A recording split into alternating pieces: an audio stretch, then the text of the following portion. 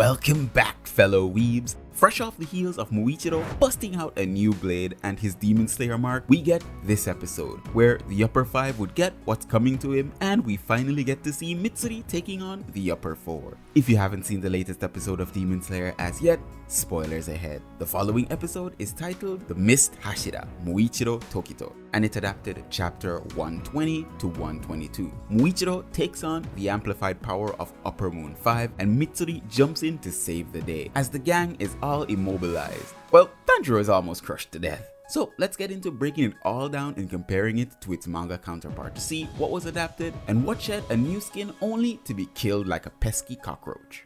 The episode starts out with us getting an exclusive shot of Haganesuka still at it, still sharpening Tanjiro's blade. In the meantime, Kanamori is closely watching the fight between Muichiro and Gyoko. The demon now makes some space between himself and the Demon Slayer. He crawls up a tree like a coward. This is where the episode would begin and we would get our title card, The Mist Hashira, Muichiro Tokito. When we resume, this is where we would start adapting panels from the manga, which is chapter 120, titled Trading Insults. Oh, I should let you know that I use multiple translations for these manga titles. Like for instance, this chapter can be translated into the Battle of Swearing, but I just end up using what sounds more appropriate. It begins with Muichiro and Gyoko having a little dialogue. Muichiro telling the demon, "Today is Judgment Day, bitch. Come down here and get your head cut off in a beautiful way. Why you running?" Muichiro doesn't seem to even realize that he's got his own Demon Slayer mark active, but Gyoko isn't having any of it. This is where the conversation literally devolves into, "You're a coward. No, you're a coward. You're ugly, short and fat. No,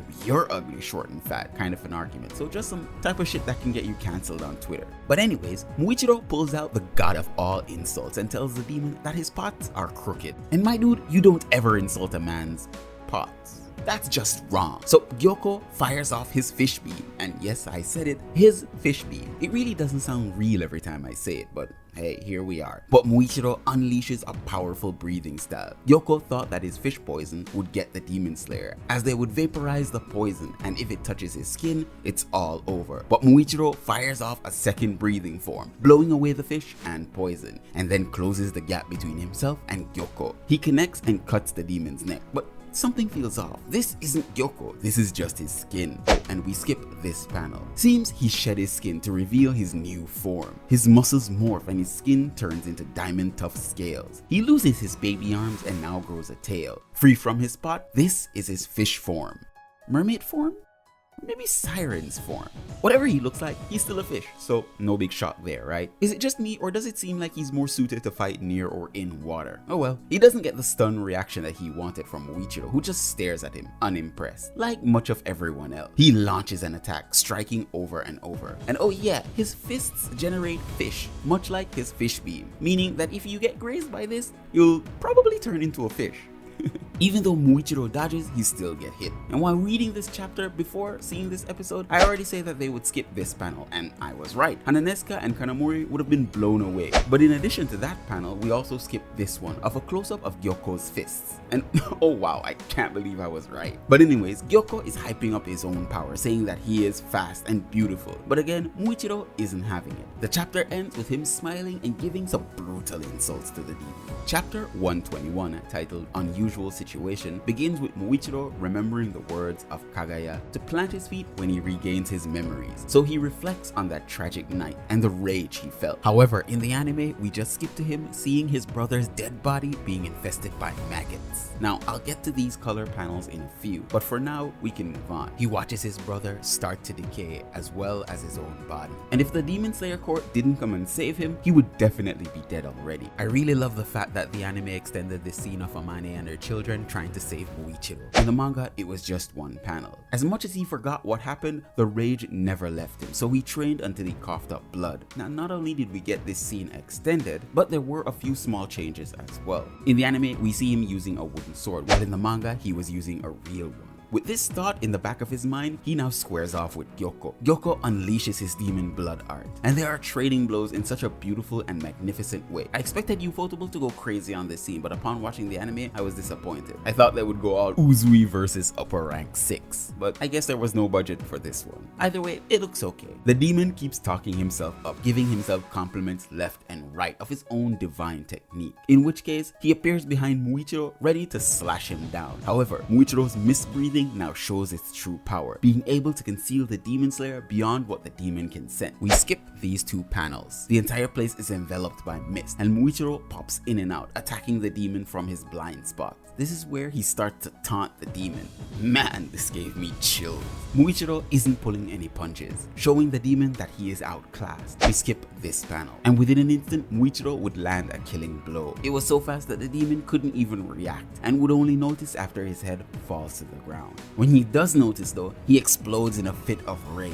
Now this is where we would skip a few panels, but I'll have to break down those two panels for you, as it does skip some crucial information about Muichiro's power. You see, his 7th form greatly changes the tempo of his movements. He moves slow whenever he's in view, however, he can dodge in an instant. And with his Demon Slayer mark, he's much faster than the Upper Moon 5. Unlike most demons who get a sad backstory, Gyoko doesn't get one. We sit there and listen to him spew off a string of insults at the Demon Slayer. And even as he's dying, he still thinks he's a superior being, and Muichiro is just a maggot. No one will miss this piece of shit stain for sure. But before he could continue, Muichiro would slice the demon's head, cutting it up into mincemeat, killing it permanently. This is the first Hashira in this generation to take down an upper rank by himself, although injured and tired. Well done, my boy, you deserve a good rest. But there's more pressing matters at hand. He needs to go help Tanjiro and stop standing around. Oh, wait, this is where the chapter would end and would be the midpoint of the episode, so we have some ways to go. When we get back into it, we get an exclusive scene of Kagaya giving Muichiro some words of encouragement. We then switch back to Muichiro reflecting on the master's words. He's saying that as long as he can dig both feet in, he will be unshakable. This would pretty much be the same words from the previous chapter in the colored panels, which we skipped. Now, we don't get a frame-by-frame depiction of the panels, only the dialogue, so I'll still count them as adapted. And while we are here,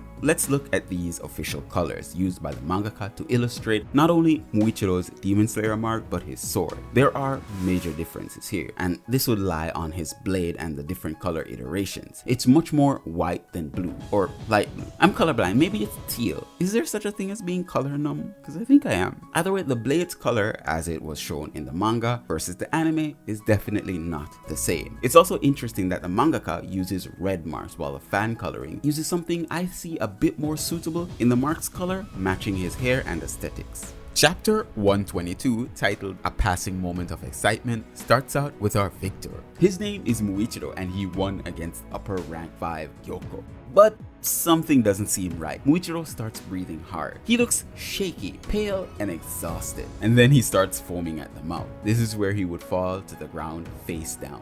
Poor guy. Kanamori panics and wonders what could be done. We do skip this panel explaining that the battle now has taken a toll on his body, since he was pumped full of poison and all. Because his Demon Slayer mark was activated, he didn't really feel it. Now that his mark has worn off, basically no more adrenaline, his body starts feeling the full brunt of Gyoko's onslaught. Kanamori now calls out for Hananesuka, but he couldn't care less. So Katetsu tells Kanamori to put Muichiro on his side. Wait, how did he survive? He was stabbed in the gut. Kanamori shares the same sentiment. He thinks that this is a ghost and asks how he survived. Turns out Tanjiro's sword guard protected him from a fatal blow, showing even now that Rengoku is still influencing our plot. Muichiro's father's apparition would appear, telling him that he had nothing to worry about, but he also brings the entire family. Muichiro's brother and mother are there to congratulate him, telling him great work out there, champ. Most of you already know what the leaves falling on Muichiro's hand and his brothers means, because I did that in a previous video where I broke down all the symbolism in that episode. If you're not too busy, go ahead and watch that, because I won't be going over that again. But I'm really happy that he won, though I honestly think that this fight was a bit lackluster for me. I still enjoyed it in the end, but I'll save my views for later on this fight.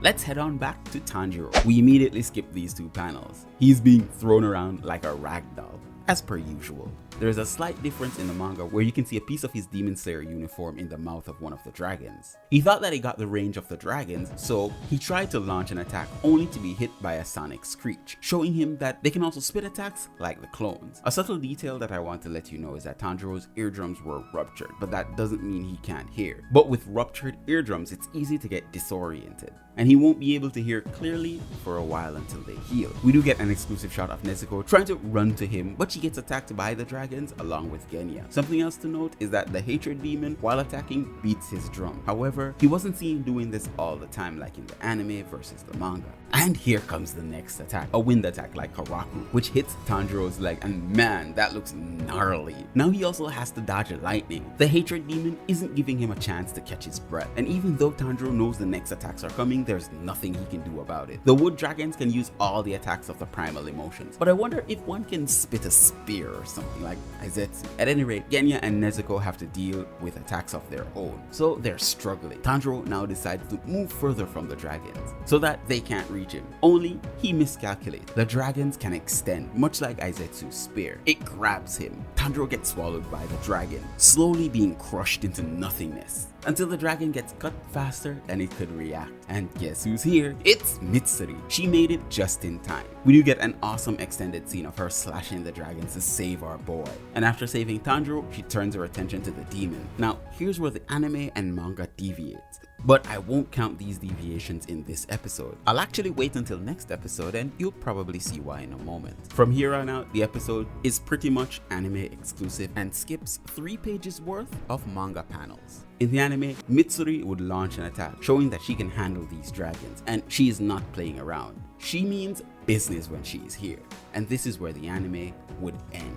Personally, this episode was underwhelming for me, at least with the over-reliance of CGI. I thought that this would allow the animators to work on the scenes that matter, like the fight between Muichiro and Gyoko. When you calculate all the fighting between Gyoko and Muichiro, it's about probably 6, 7, or 8 minutes of fighting overall. Most of it was dedicated to backstories and just talking between the Demon Slayer and the demon. Nothing of real substance to all that. But I guess you could say that the battle kind of boiled down to just trading insults, a battle of ideals.